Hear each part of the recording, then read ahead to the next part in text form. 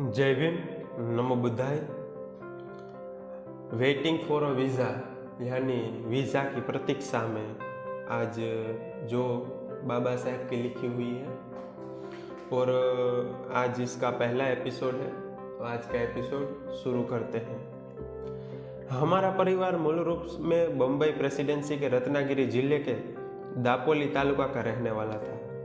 East India company के शासनकाल के प्रारंभ से ही मेरे पुरखे अपना पैतृक काम छोड़कर कंपनी की सेना में नौकरी करने लगे थे। मेरे पिता ने भी परिवार की परंपरा का निर्वाह करते हुए सेना में नौकरी कर ली।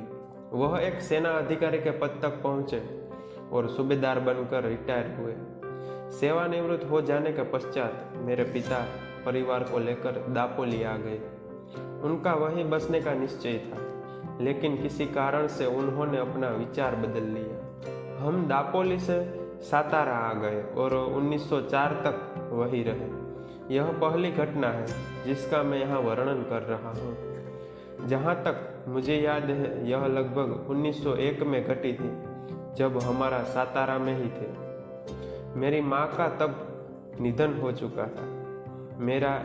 मेरे पिता सातारा जिले के खाटो तालुका के गोरेगांव नामक एक स्थान में खजांची की नौकरी करने चले गए थे, जहां बम्बई सरकार ने हजारों की संख्या में अकाल से मेरे मरने वाले लोगों को रोजगार देने के उद्देश्य से एक तालाब खोदने का काम शुरू किया था। गोरेगांव जाते समय मेरे पिता मुझे, मेरे बड़े भाई और मेरी परिनिर्वाण प्राप्त सबसे बड़ी बहन के 2 बेटों को, मेरी बुआ और कुछ सुहृदय पड़ोसियों के हवाले कर गए। मेरी बुआ बहुत ही दयालु थी, लेकिन हमारी किसी तरह की सहायता करने के योग्य नहीं थी। वह कुछ बौनी थी और उनके पैरों में भी कुछ तकलीफ थी, जिसके कारण चलते समय उनके लिए किसी सहारे के बिना चलना फिरना बहुत ही कठिन था। कभी कभी तो उन्हें उठाना भी पड़ जाता था। मेरी 2 बहनें थीं, उन दोनों का भी विवाह हो चुका था और वे अपने अपने घरों में रह रही थी। हमारी बुआ के असहाय होने के कारण खाना बनाना हमारे लिए एक समस्या बन गई थी, क्योंकि बुआ तो खाना बना ही नहीं पाती थी। हम चारों के चारों बच्चे स्कूल जाते और अपना खाना भी बनाते थे। हम रोटी तो बना नहीं पाते थे, इसलिए हम पुलाव पर ही रहते थे। पुलाव बनाना हमें सबसे आसान लगता था।